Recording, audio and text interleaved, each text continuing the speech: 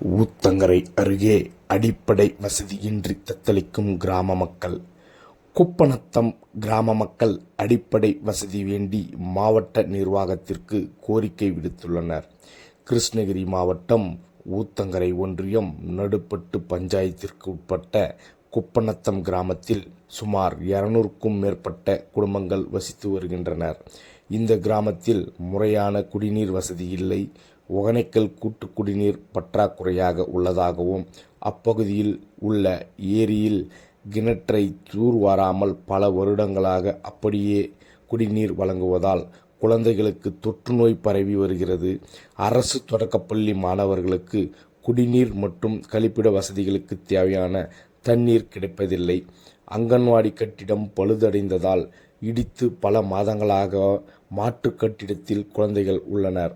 ஆனால் அந்த கட்டிடத்தில் சுற்றியும் புதர் மண்டி இருப்பதால் விஷ ஜந்துக்கள் ஏராளமாக நடமாடி வருகிறது.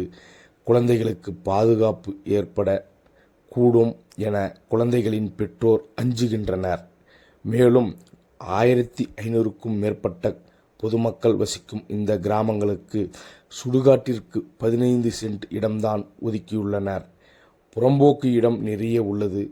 அந்த இடத்தில் கூடுதலாக இடம் ஒதுக்கி வழிப்பாதை ஏற்படுத்தி தர வேண்டும். மின் கம்பங்கள் எலும்பு கூடுகளாகவும் மின் கம்பிகள் மிகவும் தாழ்வாகவும் உள்ளது. எதிர்பாராத விதமாக கைகளை மேலே தூக்கினால் மின்சாரம் பாய்ந்து உயிர் சேதம் ஏற்பட்டுவிடும்.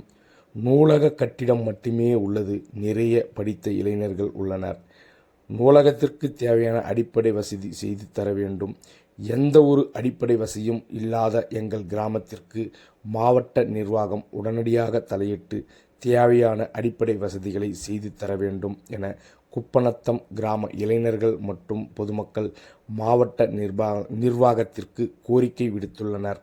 தவறும் பட்சத்தில் 2026 நடைபெறும் சட்டமன்ற தேர்தலை புறக்கணிப்பதாக கூறுகின்றனர்.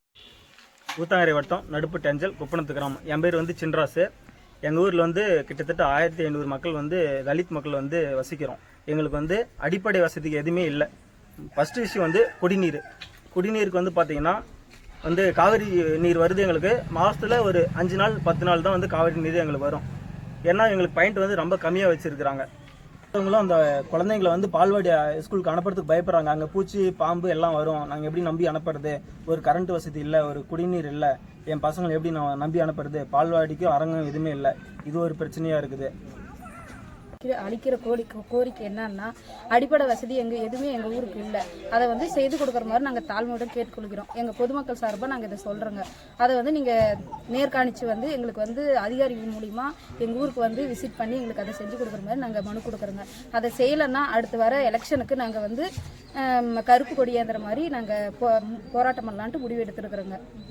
ஓகேங்களா? நிறைவேற்றப்படவில்லை என்றால் வரப்போகும் 2026 தேர்தலில் நாங்கள் புறக்கணித்து கருப்பு கொடியை ஏந்தி போராட்டத்தில் ஈடுபடுவோம் என்று ஊர் பொதுமக்கள் சார்பாக தெரிவித்துக் கொள்கிறோம்.